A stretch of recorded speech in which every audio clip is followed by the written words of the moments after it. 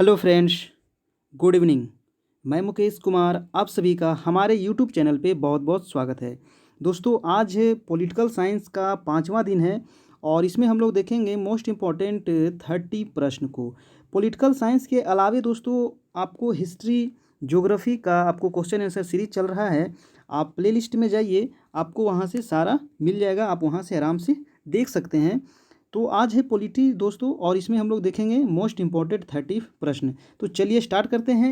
आज का पहला प्रश्न है कि भारतीय संविधान कैसा है?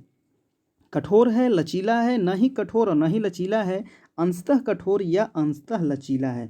तो भारतीय जो संविधान है ये इसका आंसर हो जाएगा दोस्तों डी नंबर, यानी अंशतः कठोर और अंशतः लचीला। ये बहुत बार आपको एग्जाम में पूछा गया क्वेश्चन है कि भारतीय संविधान कैसा है, तो क्या हो जाएगा अंशतः कठोर और अंशतः लचीला।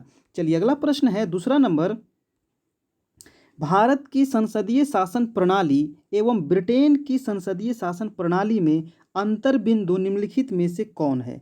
जो भारतीय जो संसदीय शासन प्रणाली है और ब्रिटेन की जो संसदीय शासन प्रणाली है इसमें क्या अंतर है ये बताना है। तो दूसरा का आंसर हो जाएगा दोस्तों आपका बी नंबर, यानी न्यायिक समीक्षा दोनों में अंतर है। इसका क्या हो जाएगा बी नंबर। संसदीय शासन प्रणाली कहाँ से ली गई है दोस्तों? तो ब्रिटेन से ली गई है। ये भी क्वेश्चन आपको बहुत बार एग्जाम में पूछा गया है। चलिए अगला प्रश्न है 3 नंबर, भारतीय संविधान के वृहद होने की क्या कारण है? जो भारतीय संविधान इतना वृहद है, दुनिया का सबसे बड़े संविधान किसका है दोस्तों? तो भारत का संविधान है ना। भारत का लिखित संविधान सबसे बड़ा संविधान है। इसका वृहद होने का क्या कारण है? तो थर्ड का आपका आंसर हो जाएगा डी नंबर, यानी यह संघ तथा राज्य सरकारों का संविधान है, इस वजह से ये इतना विशाल है। तो इसका आंसर क्या हो गया आपका डी नंबर। नेक्स्ट प्रश्न देखिए आपका 4 नंबर। 4 क्वेश्चन है कि भारतीय संघवाद को सहकारी संघवाद किसने कहा है? किसने कहा है भारतीय संघवाद को सहकारी संघवाद? तो 4 का आपका आंसर हो जाएगा ए नंबर, जी ऑस्टिन ने कहे हैं भारतीय संघवाद को सहकारी संघवाद। आंसर हो गया आपका ए। चलिए अगला प्रश्न है 5 नंबर, कि किसने कहा था कि भारत अर्धसंघात्मक राज्य है? किसने कहा था भारत अर्धसंघात्मक राज्य है? ऑप्शन है Harold Laski, Ivor Jennings, Lord Bryce या केसी वियर। तो 5 का आंसर हो जाएगा दोस्तों आपका डी नंबर, यानी केसी वियर, यानी डी नंबर। चलिए अगला प्रश्न देखते हैं। 6 नंबर क्वेश्चन है कि भारतीय संविधान अधिक कठोर तथा अधिक लचीले के मध्य एक अच्छा संतुलन स्थापित करता है। यह कथन किसका है? बहुत इंपॉर्टेंट कथन है, ये हमेशा एग्जाम में पूछा जाता है। यह कथन कि भारतीय संविधान जो है अधिक कठोर तथा अधिक लचीला के मध्य एक अच्छा संतुलन स्थापित करता है, यह कथन किसका है? तो 6 का आपका आंसर हो जाएगा डी नंबर, यानी केसी वियर का ये कथन है। चलिए अगला प्रश्न देखते हैं 7 नंबर, कि निम्नलिखित में से किसका कथन है? ये कथन और दिया गया है जो हमेशा आपको एग्जाम में पूछे जाते हैं। कथन है कि संविधान को संघात्मकता के तंग ढांचे में नहीं ढाला गया है। तो ये कथन किसका है? तो 7 का आंसर हो जाएगा आपका सी नंबर, यानी बी आर अम्बेडकर का ये कथन है। आंसर हो गया आपका सी। अगला प्रश्न है 8 नंबर, भारतीय राजनीतिक पद्धति के बारे में निम्न में से कौन सही नहीं है ना? कौन सा सही नहीं है भारतीय राजनीतिक पद्धति के बारे में? तो 8 का आंसर हो जाएगा दोस्तों डी नंबर, यानी राष्ट्रपतीय पद्धति की सरकार, ये सही नहीं है। तो आंसर क्या हो गया आपका डी नंबर। अगला प्रश्न देखते हैं 9 नंबर। 9 क्वेश्चन है कि गणतंत्रीय अवधारणा से संबंधित निम्नांकित में से कौन एक नहीं है? कौन एक नहीं है? नहीं वाला थोड़ा सा ध्यान से देखिएगा, है ना। तो 9 का आपका आंसर हो जाएगा दोस्तों सी नंबर, यानी सर्वोच्च शक्ति एक राजा के समान व्यक्ति में निहित हो, ये बातें नहीं है। तो आंसर क्या हो गया आपका सी नंबर। अगला प्रश्न है 10 नंबर। देखिए आपको हम सभी ऑप्शन नहीं पढ़ते हैं क्योंकि वीडियो लंबा हो जाएगा और आप लोग देखने में बोर हो जाइएगा, तो इसलिए सिर्फ क्वेश्चन पढ़ते हैं और उसका आप लोग को आंसर बता देते हैं। आप लोग अपना आंसर खुद देते चलिएगा। चलिए 10 नंबर क्वेश्चन है कि निम्नलिखित में कौन सा राज्य सबसे महत्वपूर्ण तत्व है ना? राज्य का सबसे महत्वपूर्ण तत्व क्या होता है? तो 10 का आंसर हो जाएगा दोस्तों आपका संप्रभुता। क्या होता है, संप्रभुता जो होता है ये सबसे महत्वपूर्ण तत्व होता है। चलिए अगला प्रश्न है 11 नंबर, भारत का राष्ट्रीय पशु क्या है। तो आपको सबको पता है कि भारत का राष्ट्रीय पशु क्या है, तो वो है आपका बाघ है। नेक्स्ट प्रश्न है आपका 12 नंबर कि भारत का राष्ट्रीय पुष्प क्या है, यानी फूल कौन सा है। तो भारत का जो राष्ट्रीय पुष्प है वो क्या है दोस्तों, आपका कमल है ना, क्या हो जाएगा बी। नेक्स्ट प्रश्न देखिए 13 नंबर की भारत का राष्ट्रीय पक्षी क्या है। राष्ट्रीय पक्षी कौन सा है, तो क्या हो जाएगा आपका मोर, यानी सी नंबर।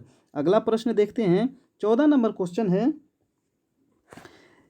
14 क्वेश्चन है कि भारतीय राष्ट्रीय ध्वज के चक्र में कितनी तिलियां हैं। जो राष्ट्रीय ध्वज है उसमें कितनी तिलियां हैं, तो कितनी होती है 24 तिलियां होती है, यानी सी नंबर आपका आंसर हो गया। अगला प्रश्न है 15 नंबर कि संपूर्ण राष्ट्रगान का वादन काल कितना है। जो राष्ट्रगान जो जन गण मन है इसका वादन काल कितना है, यानी कितने देर में इसको गाया जाता है, तो क्या हो जाएगा आपका सी नंबर, यानी 52 सेकेंड में। नेक्स्ट प्रश्न है 16 कि नए राज्य के गठन की शक्ति किसमें है। अगर नया राज्य का गठन करना हो तो ये शक्ति किसमें है, तो 16 का आंसर हो जाएगा दोस्तों आपका ए नंबर, यानी ये जो शक्ति है आपका संसद के पास है। अगला प्रश्न देखिए 17, संविधान के प्रथम अनुच्छेद के अनुसार भारत, प्रथम अनुच्छेद में क्या कहा गया है भारत को, तो भारत को कहा गया है भारत जो है राज्यों का संघ है, यानी आंसर क्या हो गया आपका डी नंबर। चलिए अगला प्रश्न है 18 नंबर प्रश्न कि भारत में संघ राज्यों का प्रशासन होता है। भारत में संघ राज्यों का प्रशासन किसके द्वारा होता है, तो 18 का क्या हो जाएगा दोस्तों आपका ए नंबर, यानी राष्ट्रपति के द्वारा संघ राज्यों जो संघ शासित क्षेत्र हैं उसका प्रशासन होता है। यानी आंसर क्या हो गया आपका ए। अगला प्रश्न देखिए 19 नंबर, भारतीय संघ के अंतर्गत किसी राज्य को मिलाने का अधिकार किसे है। किसे है भारतीय संघ में किसी राज्य को मिलाने का अधिकार किसे है, तो 19 का आंसर हो जाएगा दोस्तों आपका सी नंबर, यानी वो अधिकार है आपको संसद के पास। अगला प्रश्न है 20 कि यदि भारतीय संघ में एक नए राज्य का सृजन किया जाना है तो संविधान की किस अनुसूची में संशोधन करना आवश्यक होगा। एक नए राज्य का सृजन अगर करना हो तो कौन से अनुसूची में संशोधन करना पड़ेगा, तो 20 का आंसर हो जाएगा दोस्तों आपका डी नंबर, यानी प्रथम अनुसूची में उसमें संशोधन करना पड़ेगा। देखिए जितने भी क्वेश्चन है आपको हर एक एग्जाम में लगभग ये क्वेश्चन पूछा जाता है और कहीं ना कहीं पूछा गया है, तो सभी प्रश्न आपके लिए वेरी वेरी इंपॉर्टेंट है। तो आप इसको एक भी प्रश्न को मिस नहीं कीजिएगा और हमेशा इसको रिपीट करते रहिएगा। चलिए अगला प्रश्न देखिए 21, भारत में कितने संघ शासित प्रदेश हैं। वर्तमान में भारत में कितने संघ शासित प्रदेश हैं, तो वो हो जाएगा आपका 9, यानी डी नंबर आंसर। 2 नया संघ शासित प्रदेश बना है, वो आप कौन कौन, जम्मू कश्मीर और लद्दाख। चलिए अगला प्रश्न है 22 नंबर क्वेश्चन है, लोकसभा में केंद्र शासित प्रदेशों के लिए कितनी सीटें स्थान आरक्षित है। कितनी सीटें स्थान आरक्षित है, तो इसका हो जाएगा ए नंबर, यानी 20 सीटें आरक्षित है। अगला प्रश्न देखिए दोस्तों आपका 23 कि राज्य पुनर्गठन आयोग ने 1 नवंबर 1956 को कितने राज्य और कितने संघ राज्य बनाए थे। 1 नवंबर 1956 को जो राज्य पुनर्गठन आयोग हुआ था उसमें कितने राज्य बनाए गए थे और कितने संघ राज्य बनाए गए थे, तो आंसर हो जाएगा आपका 23 का ए नंबर, यानी 14 राज्य बनाए गए थे और 6 संघ शासित राज्य बनाए गए थे। आंसर क्या हो गया आपका ए। चलिए अगला प्रश्न देखिए 24 नंबर क्वेश्चन है कि भारत में कितने राज्य एवं संघीय प्रदेश है। भारत में कितने राज्य एवं संघीय प्रदेश हैं, तो वर्तमान समय में भारत में दोस्तों 28 राज्य और 9 संघीय प्रदेश है, जिसमें राजधानी क्षेत्र भी आपको शामिल है, यानी दिल्ली, नई दिल्ली। और दोस्तों अगर इस वीडियो का अगर आपको पीडीएफ चाहिए तो हमारे टेलीग्राम चैनल से आप जुड़ें, वहां आपको इसका पीडीएफ प्राप्त आपको हो जाएगा, आप वहां से डाउनलोड कर लीजिएगा। और दोस्तों अगर वीडियो अच्छा लगा हो तो प्लीज़ एक लाइक ज़रूर कीजिएगा, और अभी तक हमारे चैनल को सब्सक्राइब नहीं किए हैं तो ज़रूर सब्सक्राइब कर ले और बेल आइकन प्रेस कर ले। चलिए अगला प्रश्न देखते हैं 25 नंबर क्वेश्चन है, किसी राज्य की राजधानी का नाम स्वतंत्रता प्राप्ति के बाद अभी तक नहीं बदला है ना। वो कौन सा राज्य की राजधानी का नाम है जो स्वतंत्रता प्राप्ति के बाद अभी तक नहीं बदला है, तो वो राज्य बताना है आपको। 25 का आंसर हो जाएगा दोस्तों आपका डी 25 का आंसर हो जाएगा आपका डी नंबर यानी आंध्र प्रदेश यानी तेलंगाना। ठीक है, आंध्र प्रदेश और तेलंगाना जो अभी तक नाम नहीं बदला है। अगला प्रश्न देखिए 26 नंबर, दिल्ली है, दिल्ली क्या है? तो दिल्ली एक राज्य है या दिल्ली एक केंद्र शासित राज्य है? क्या है दिल्ली? तो इसका हो जाएगा आंसर नंबर बी नंबर यानी एक केंद्र शासित प्रदेश है। दिल्ली क्या है? हमारा राजधानी क्षेत्र है। चलिए अगला प्रश्न देखते हैं 27 कि सिक्किम भारत का एक राज्य बनाया गया था। सिक्किम भारत का कौन से संशोधन के द्वारा एक राज्य बनाया गया था, है ना? तो आपका 27 का आंसर हो जाएगा आपका सी नंबर यानी 35वें संशोधन के अंतर्गत सिक्किम को भारत का एक राज्य का दर्जा दिया गया था। अगला प्रश्न देखिए 28, तेलंगाना राज्य स्वरूप में आया। तेलंगाना कब स्वरूप में आया ये डेट आपको बताना है, बहुत बार एग्जाम में पूछे गए हैं।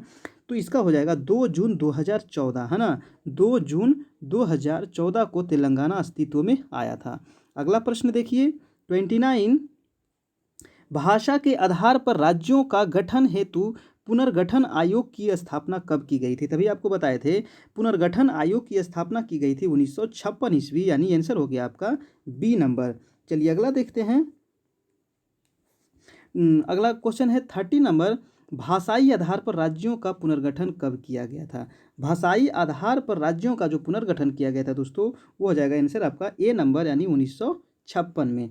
तो ये था दोस्तों आज का मोस्ट इंपॉर्टेंट 30 प्रश्न। आपको कैसा लगा, आप लोग का कितना मार्क्स आया, आप लोग ज़रूर बताइएगा कमेंट करके। और अगर अच्छा लगा हो तो प्लीज़ एक लाइक ज़रूर कीजिएगा। और अभी तक हमारे चैनल को सब्सक्राइब नहीं किए हैं तो ये हमारा चैनल है दोस्तों, आप इसे सब्सक्राइब कर लें। ये हमारा व्हाट्सएप ग्रुप है, इसमें आप जुड़ना चाहें तो आप जुड़ सकते हैं।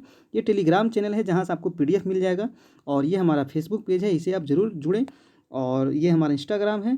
तो चलिए दोस्तों फिर कल मिलते हैं, तब तक के लिए आप लोग अच्छे से तैयारी करते रहें। और इसके अलावा भी अगर आप हिस्ट्री और ज्योग्राफी का टेस्ट देना चाहते हैं तो आप जाइए प्लेलिस्ट में, आपको वहाँ मिल जाएगा। तो चलिए कल फिर मिलते हैं, तब तक के लिए जय हिंद जय भारत।